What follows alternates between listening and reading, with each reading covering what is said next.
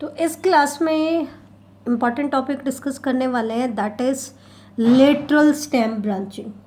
तो जैसा कि मैंने बताया था कि लेटरल स्टेम ब्रांचिंग में कभी भी ग्रोइंग पॉइंट बाइफरकेट नहीं करता है। जो ब्रांचेज अराइज होती हैं वो एक्सिलरी बड से अराइज होती हैं, जो कि नॉड पे प्रेजेंट होता है। इसलिए ब्रांचिंग को हम कहते हैं लेटरल ब्रांचिंग, क्योंकि टिप पे कभी भी ब्रांच अराइज नहीं होगी। अब हम बात कर लेते हैं इसके टाइप्स को लेकर के। तो लेटरल स्टेम ब्रांचेस की दो टाइप्स आती हैं बेटा, दोनों ही इम्पॉर्टेंट है। एक तो ब्रांचिंग होती है रेसमोस ब्रांचिंग और दूसरी होती है साइमोस ब्रांचिंग। कौन सी ब्रांचिंग होती है? साइमोस। रेसमोस ब्रांचिंग को ही हम मोनोपोडियल ब्रांचिंग भी कहते हैं और साइमोस को सिम्पोडियल ब्रांचिंग भी कहा जाता है। तो इन दोनों को हम एक एक करके स्टडी करेंगे। तो सबसे पहले अभी हम स्टार्ट कर लेते हैं रेसमोस ब्रांचिंग। रेसमोस ब्रांचिंग में क्या होता है बेटा, जो टर्मिनल बड होती है, टर्मिनल बड मतलब जो टिप पे रहती है, टर्मिनल बड रिमेन एक्टिव, वो हमेशा एक्टिव रहती है। टर्मिनल बड क्या रहती है? एक्टिव रहती है। अब क्योंकि टर्मिनल बड हमेशा ही मेरिस्टेमेटिक रहेगी, वो किसी फ्लावर में मॉडिफाई नहीं हो रही है, तो जो मेन एक्सिस होगा वो कंटिन्यूसली ग्रो करेगा। प्लांट का मेन एक्सिस क्या करेगा? Continue to growth.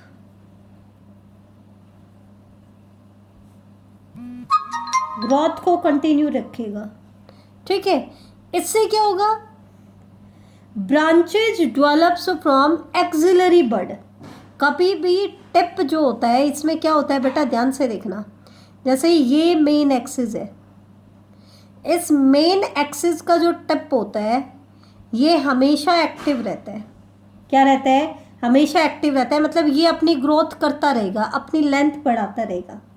जो ब्रांचेस डेवलप होंगी वो नोड से जो आपकी एडवेंटिश लेटरल जो आपकी एक्सिलरी बड है उनसे आपकी ब्रांच अराइज होंगी।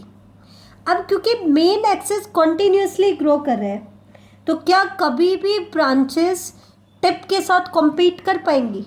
बिल्कुल नहीं, क्योंकि मेन एक्सिस कॉन्टिन्यूसली क्या कर रहा है? ग्रो कर रहा है। तो इसका मतलब क्या होगा? मेन एक्सिस कॉन्टिन्यूसली ग्रोथ कर रहा है, तो सबसे पहले ये सबसे नीचे वाली ब्रांच अराइज होगी, फिर इससे ऊपर वाली ब्रांच अराइज होगी, फिर ऊपर वाली ब्रांच अराइज होगी। इसका मतलब क्या है कि इनके केस में ब्रांचेज जो है वो किस मैनर में अरेंज होती है? एक्रोपेटल मैनर में, एक्रोपेटल सक्सेशन में अरेंज होती हैं। एक्रोपेटल का मतलब क्या होता है बेटा? यंगर टुवार्ड्स टिप, यंगर कहाँ होगी? टिप की तरफ, और older towards base, older towards base. जो ब्रांच सबसे पहले अराइज होगी वो सबसे नीचे होगी, क्योंकि पहले स्टेम छोटी थी, इसमें सिर्फ यही ब्रांच बनी थी, लेकिन फिर मेन एक्सिस ग्रो कर गया तो दूसरी ब्रांच बन गई, फिर मेन एक्सिस और ग्रो कर गया तो ये वाली ब्रांच निकल गई। तो जो यंगर ब्रांचेज होंगी वो किस तरफ मिलेंगी? टिप की तरफ, और ओल्डर ब्रांचेज कहाँ मिलेंगी बेटा? बेस की तरफ, ठीक है। और क्योंकि मेन एक्सिस कॉन्टिन्यूसली ग्रोथ करता है तो कभी भी लेटरल ब्रांचेस मेन स्टेम के साथ कॉम्पीट नहीं कर पाएंगी, ठीक है। That means the lateral branch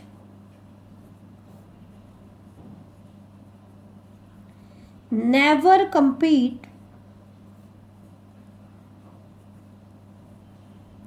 with the main stem, with the main stem। और इसका सबसे बड़ा कारण क्या है? क्योंकि इसका टिप जो है वो एक्टिव है, और अगर आपने 10th क्लास में प्लांट हार्मोन पढ़े हो तो इनके टिप के अंदर ऑक्सिन हार्मोन प्रेजेंट होता है, सिक्रीट करता है, जो कि एपिकल डोमिनेंस शो करता है। मतलब जब तक एपेक्स कंटिन्यूसली ग्रोथ करेगा, वो एपेक्स जब तक प्रेजेंट होगा वो लेटरल ब्रांचेस को इनहिबिट करेगा, मतलब उनको अपने से ज़्यादा ग्रो नहीं करने देगा। तो terminal bud suppress the growth of nearby axillary bud. Terminal bud जो होगी वो नियर बाई एक्सिलरी बड की ग्रोथ को क्या करेगी? सप्रेस करेगी। तो यहाँ पर 2 पॉइंट मेन इंपॉर्टेंट आते हैं जो आपको याद करने हैं। पहला पॉइंट क्या इंपॉर्टेंट आता है? टर्मिनल बड एक्टिव रहेगी। ठीक है, दूसरा पॉइंट क्या आता है इसमें इम्पॉर्टेंट, कि इनके केस में एक्रोपेटल सक्सेशन होगी। और तीसरा पॉइंट जो कि टर्मिनल बड के एक्टिव होने से ही आता है, कि मेन ब्रांच कभी भी, लेटरल ब्रांचेस जो होती हैं वो मेन ब्रांच को कभी भी compete नहीं कर पाएंगी। ठीक है, तो ये 3 पॉइंट रेसमोस ब्रांचेस के मेन पॉइंट है। अब इसमें क्या है, जो प्लांट का मेन एक्सिस बना, वो प्लांट का मेन एक्सिस ही क्या कर रहा है, उसका मेनली स्टेम का पार्ट बना रहा है। मतलब यही क्या है, आपका प्लांट का मेन एक्सिस है। प्राइमरी एक्सिस ही प्लांट का मेन एक्सिस बना रहा है। ठीक है, ब्रांच जो है क्योंकि वो एक्रोपेटल सक्सेशन में अरेंज होती है, तो वो ब्रांच जो है ये इस प्लांट को कॉनिकल या पिरामिडल आउटलुक देती है। ब्रांचेस क्या देती है, ब्रांचेस प्रोवाइड कॉनिकल और पिरामिडल आउटलुक।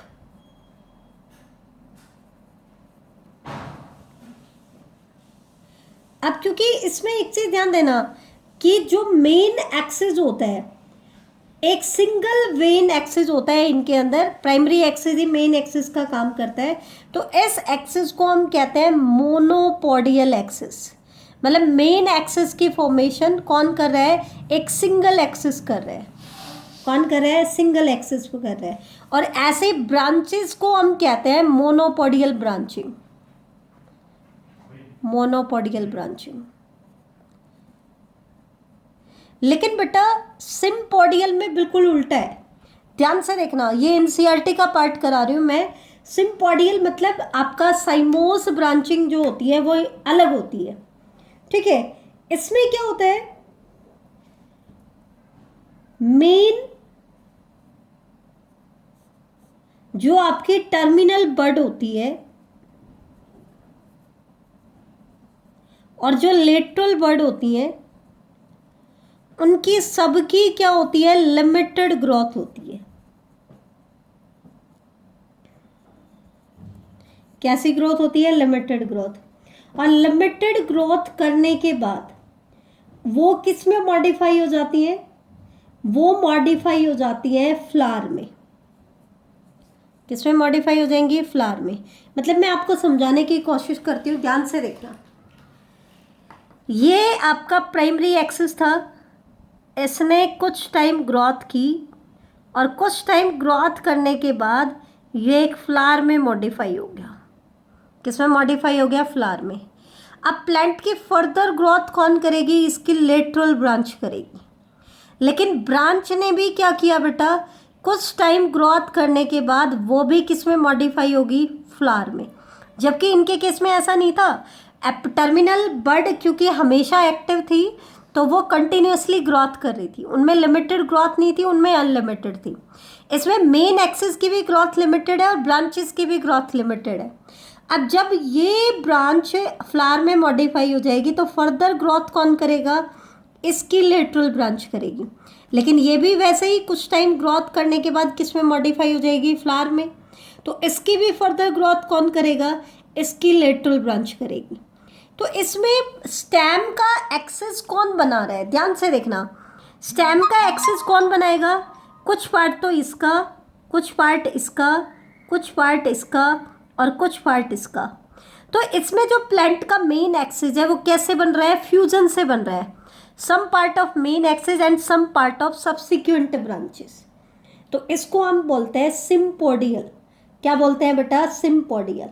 ठीक है, तो इसमें क्या होता है, कुछ मेन एक्सिस कुछ टाइम ग्रोथ करने के बाद फ्लावर में मॉडिफाई हो जाता है। मतलब इनकी जो एपिकल बड है, टर्मिनल बड है, वो हमेशा एक्टिव नहीं रहती है, कुछ टाइम एक्टिव रहती है, उसके बाद वो फ्लावर में मॉडिफाई हो जाती है। ठीक है, तो each bud form a part of the stem. हर बड क्या करती है, जैसे ये बड थी, इसने स्टेम का सिर्फ कुछ हिस्सा बनाया, पूरी स्टेम नहीं बनाई। अगली बड ने भी, इसकी लेटरल बड ने भी कुछ हिस्सा बनाया, उसकी लेटरल बड ने भी कुछ हिस्सा बनाया। ठीक है, तो in cymose branching each bud form a part of the stem और उसके बाद कुछ हिस्सा बनाने के बाद हर बड किस में मॉडिफाई हो जाती है, एक फ्लावर में मॉडिफाई हो जाती है, या फिर कई बार थोन या टेंड्रिल्स में भी मॉडिफाई हो जाती है। ठीक है, तो फर्दर ग्रोथ जब उनके फ्लावर थोन या टेंड्रिल में मॉडिफाई हो जाती हैं तो फर्दर ग्रोथ उनकी ब्रांचेस करेंगी। कौन करेंगी? ब्रांचेस। तो ऐसे एक्सिस को हम कहते हैं सिम्पोडियल एक्सिस, और इनकी ब्रांचिंग पैटर्न को हम कहेंगे सिम्पोडियल। सिम का मतलब ही क्या होता है बेटा? जो चीज़ फ्यूजन से बनती है। किससे बनती है? फ्यूजन से बनती है। ठीक है, अब नेक्स्ट लेक्चर में हम पढ़ेंगे बेटा साइमोस ब्रांचिंग की फर्दर टाइप्स। थोड़ा सा अभी देख लेते हैं, साइमोस ब्रांचिंग की हम फर्दर टाइप्स पढ़ेंगे। किसके बेसिस पर? कि फर्दर ब्रांचिंग कितने लेवल पे होती है, कितनी एक्सिलरी बड एक्टिव होती हैं, उसके बेसिस पर हम इनको 3 कैटेगरी में डिवाइड करेंगे साइमोस ब्रांचिंग को। यूनिपेरस, ये देख लेते हैं, चलो टाइम है अभी। Uniparous, biparous and multiparous.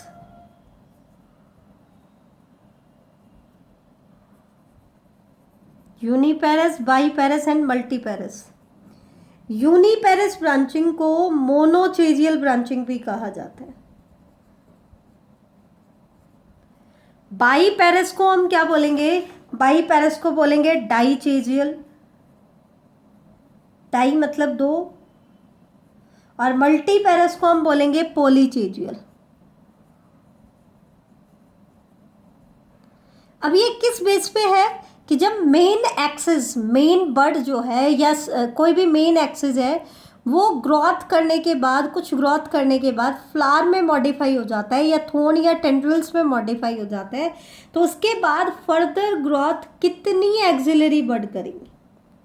जैसे कि यूनिपेरस ब्रांचिंग में क्या है?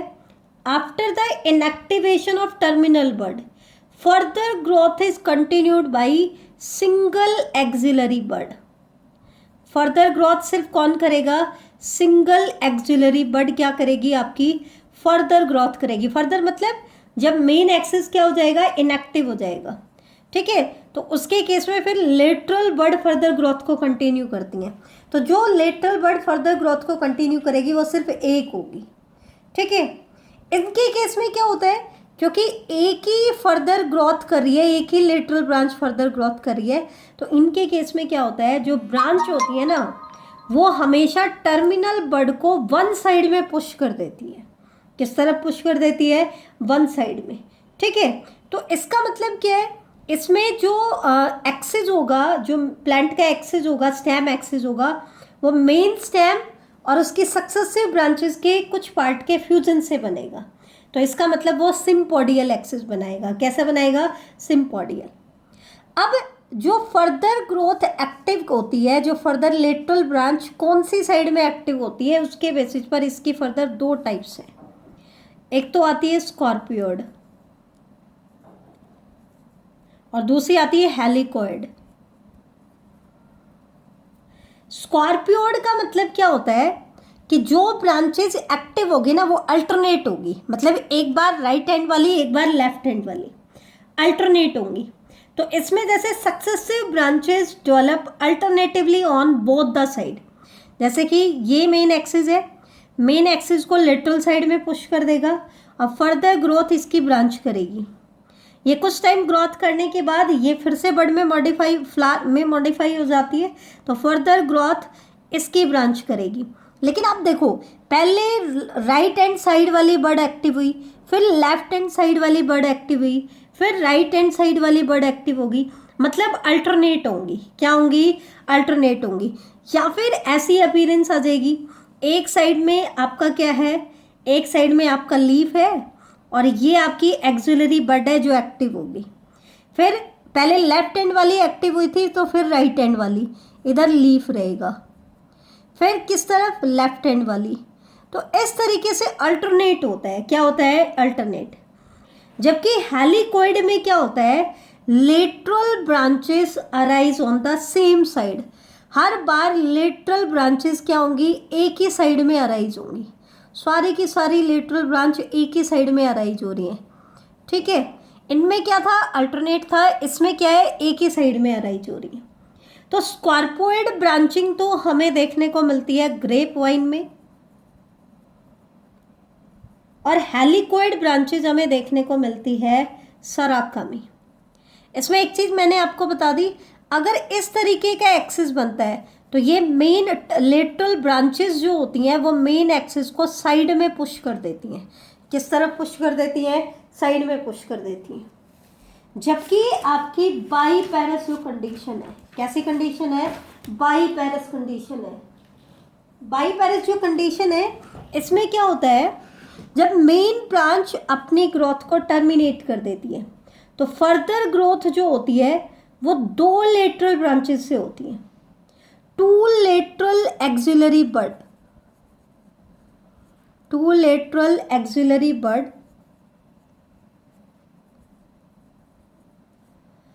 Continue the growth of the axis when terminal bud inactive.